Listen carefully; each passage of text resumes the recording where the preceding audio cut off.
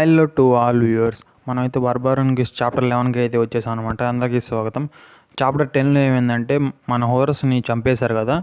మన యూరిచ్ అయితే తనకి రివెంజ్ తీసుకుందామని చెప్పి అయితే బ్లడ్ అయితే మొహానికి పూసుకొని రెడీ అవుతాడు కదా. ఇంకా అక్కడ నుంచి అయితే స్టోరీ అయితే మొదలవుతుంది అనమాట. మీకు కనుక వీడియో కనుక నచ్చినట్టయితే లైక్ చేసి తప్పకుండా సపోర్ట్ చేశారని కోరుకుంటే ఇంక వీడియోలోకి అయితే వెళ్దాం.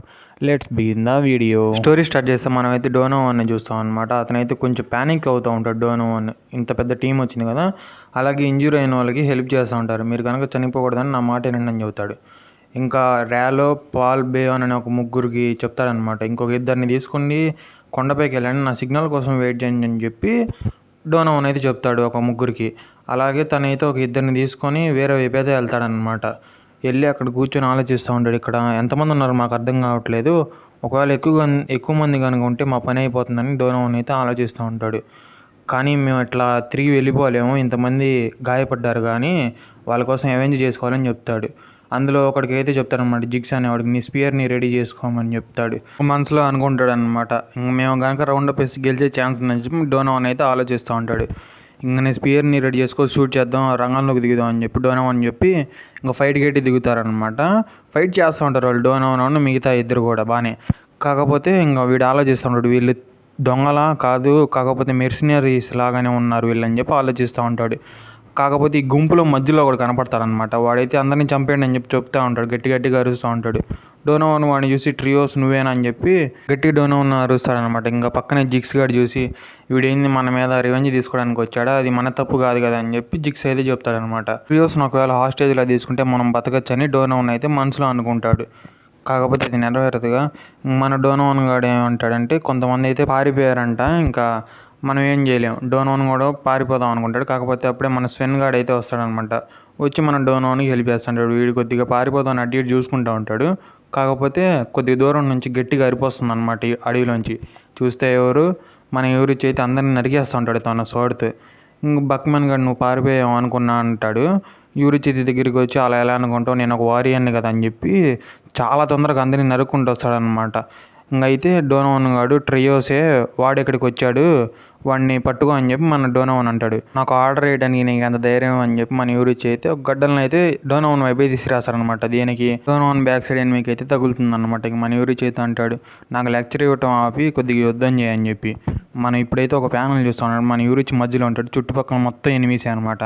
ఇంకందరినీ చాలా తొందరగా చాలా ఫాస్ట్గా అందరినీ నరుక్కుంటూ వెళ్ళిపోతూ ఉంటాడు ఆ స్వర్డ్తో. మధ్యలో ఒకటి దగ్గరికి అయితే వెళ్తాడు. వాడి దగ్గరికి వెళ్ళి తలక మీద చేయబెట్టి నువ్వు కొద్దిగా చూడటానికి ఎక్కడో చూసినట్టున్నావు అని చెప్పి వాడిని కూడా చంపేస్తాడు. ఇంకా అక్కడతో ట్రియోస్ గాడు అయితే సరెండర్ అయిపోతాడు అనమాట. నేను ఒక నోబుల్ని కదా, మీకు ఎంత కావాలంటే అంత డబ్బు ఇస్తాను, నన్ను వదిలేండి అని చెప్పి చెప్తూ ఉంటాడు. డోనోవాన్ గాడు ఏంది, వీడు ఎంత కావాలంటే అంత మనీ ఇస్తాడు కదా, ఎందుకు వీడిని వదిలేద్దామని ఆలోచిస్తూ ఉంటాడు. ఇంక బక్మెన్ గాడు అయితే వచ్చినాడు, అదే కరెక్టు, ఒకవేళ నోబుల్ మీద చేసినా మన మీదే తప్పు నిందిస్తారనగానే మన యూరిచ్ అయితే వస్తాడు. మన ట్రూప్ అయితే డిస్బ్యాండ్ అయింది, హోరస్ చచ్చిపోయాడు అని చెప్పి ఇంకా ఆ ట్రియోస్ గాడిని అయితే చంపేస్తాడనమాట. తనకి కత్తి తీసుకుని కడుపులో పొడుస్తాడు, వాడైతే చచ్చిపోతాడు. బక్మాన్ గాడు అయితే షాక్ అవుతాడు, ఎందుకు చంపేస్తావు, నీకు ఏమన్నా ఐడియా ఉందా అని. మిగతా వాళ్ళు ఏం చేస్తారు, మీరు చెప్తే మేము ఆ పని చేస్తాం, మమ్మల్ని ప్రాణాలతో వదిలేండి ప్లీజ్, మీ కింద పని చేసుకుంటూ ఉంటాం అని చెప్తారు. డోనోవాన్ గాడు అందరిని అయితే చంపేస్తాడు అనమాట, ఎందుకంటే ఏమి ఆచూకీ ఉండకూడదని. ఇంకా ఆ శవాలందరినీ తీసుకెళ్ళి ఒక చోట అయితే కాల్ చేస్తూ ఉంటారు. అందరినీ తీసుకెళ్ళి ఇంకైతే బక్మ్యాన్ గాడు అయితే ప్రే చేస్తున్నాడు, సన్ గాడు నీ పిల్లలు అయితే నీ దగ్గరికి వస్తున్నారు అని చెప్పి ఏదో ప్రే చేస్తూ ఉంటాడు. మన యూరిచ్ అయితే అనుకుంటాడు, మన హోరస్ తిరిగి మళ్ళీ బతుకుతాడు కదా అని. అలాగే తన బ్రదర్స్కి చెప్పేవాడు అనమాట, ఏదైనా యుద్ధానికి వెళ్ళినప్పుడు మీరు మళ్ళీ వేరే ప్రపంచంలో కలుస్తా అని. మన హోరస్ కూడా అలాగే చెప్పాడు కదా, మళ్ళీ రీఇన్కార్నేట్ అవుతా అని. అది ఆలోచిస్తూ ఉంటాడు మన యూరిచ్. ఇంకా అసలు ఇదంతా ఏంది, హిల్ ఆఫ్ స్వార్డ్స్ అంటారు, సన్ గాడు సైకిల్ అంటారని, అలాగే నేనేందని చెప్పి కాసేపు అలా నుంచొని ఆలోచిస్తూ ఉంటాడు. కాకపోతే మన వాళ్ళు ఏంటంటే ఇంక డిస్కషన్ పెడతారనమాట, మనం ఇప్పుడు ఏం చేయాలి, హోరస్ చచ్చిపోయాడు కదా, మనం ఇంకా గ్లాడియేటర్స్ కాదు కదా అంటారు. మన డోనోవాన్ గడితే ఎవరి దారిని వాళ్ళు వెళ్ళిపోదామంటే, బక్మ్యాన్ గడితే మరి ఇంజూర్ వాళ్ళ పరిస్థితి ఏంది, చనిపోయిన వాళ్ళ పరిస్థితి ఏంది, వాళ్ళ ఇంటికి మనీ వెళ్ళాలి కదా అని చెప్పి మన బక్మ్యాన్ గడైతే అంటాడు డోనోవాన్తో. మన ఊరికి అయితే పక్కకు వచ్చి ఇంకా ఆకాశం వైపు చూసి మెర్సినరీ అంటాడనమాట.